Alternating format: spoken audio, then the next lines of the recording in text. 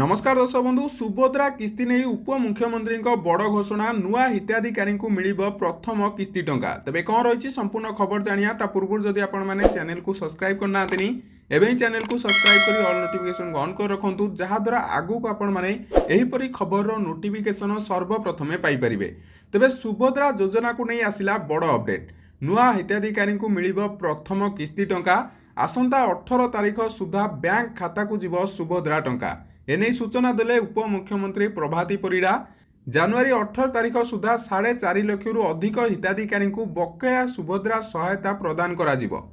एवं नुआ 1,78,398 जन को सामिल करा जाइथिबारु सेमाने पाइबे प्रथम किस्ती टंका प्रथम और द्वितीय किस्ती बाद पड़िथिबा 2,55,265 जन को सामिल करा जाइछि सेमाने भी एका बेले पाइबे दुईटी किस्ती सेहीपरि अभियोग शुणानी 24,018 जन हिताधिकारी को सुभद्रा रे सामिल करा जाइछि जहाँकि सूचना मिलूँ 250 कोटी टंकार सहायता राशि हिताधिकारी खाता को जीव से आसंता अंतर्जातीय महिला दिवस मार्च 8 रे चतुर्थ किस्ती प्रदान करा जिवो।